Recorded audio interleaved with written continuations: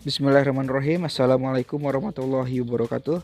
Baik teman-teman semua, pada kesempatan kali ini merupakan pembelajaran daring atau PJJ pertemuan ketiga atau keempat gitu ya.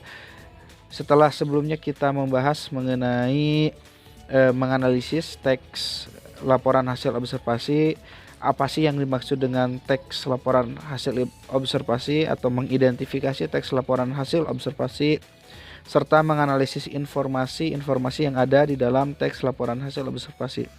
Nah, pada kesempatan kali ini kita akan mencoba untuk membahas mengenai struktur teks laporan hasil observasi. Sama seperti halnya teks-teks yang lainnya, maka teks laporan hasil observasi pun ini memiliki struktur pembangunnya sendiri.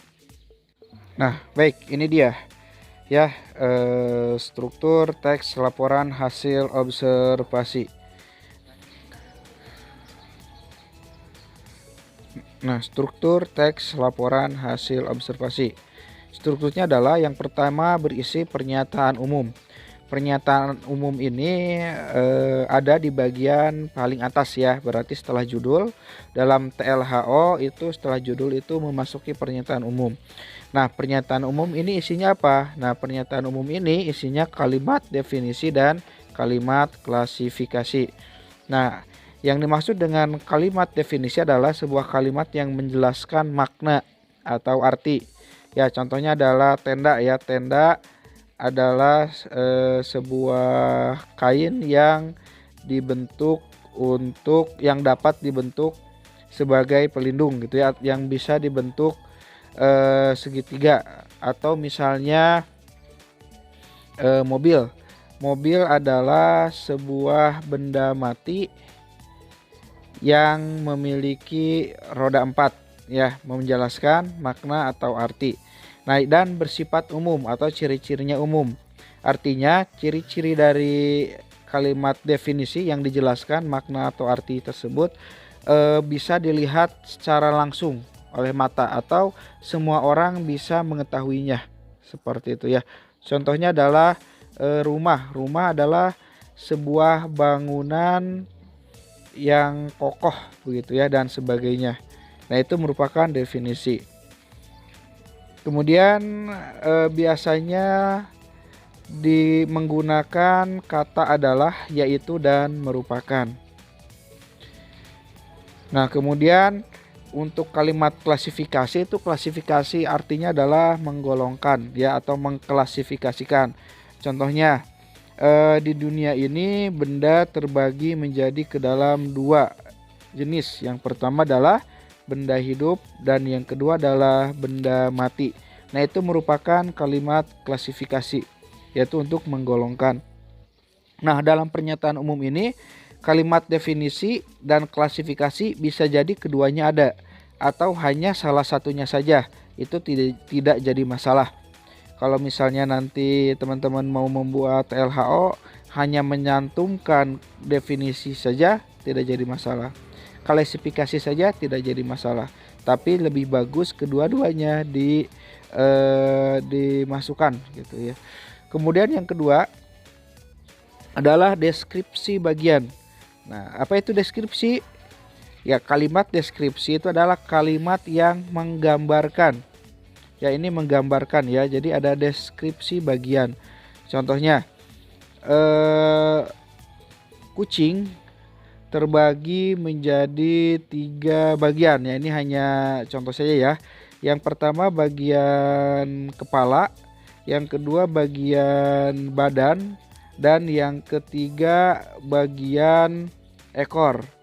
Kepala kucing berbentuk bulat sedikit lonjong, kemudian ada 2 mata dan memiliki kumis. Nah, itu contohnya ya, seperti itu. Itu merupakan deskripsi bagian atau penggambaran bagian secara detail sehingga pembaca dapat memvisualisasikan objek dengan baik. Jadi ketika kita mendeskripsikan suatu objek, maka pembaca itu bisa membayangkan gitu ya. Ketika saya menyebutkan kucing ini lahir secara prematur dan tidak normal, sehingga di kucing ini memiliki 2 kepala. satu kepala memiliki 2 mulut, dan satu kepala lagi memiliki 2 hidung. Nah, itu contoh pendeskripsian. Ketika saya menyebutkan seperti itu, kalian akan memvisualisasikannya gitu ya, membayangkan, oh jadi seperti ini ya gambaran kucing yang sedang dibicarakan oleh atau dideskripsikan oleh Pak Riki. Nah, selanjutnya yang ketiga, deskripsi manfaat. Nah, ini di bagian akhir itu biasanya ada deskripsi manfaat, yaitu mendeskripsikan manfaat dari suatu objek ya. Contoh,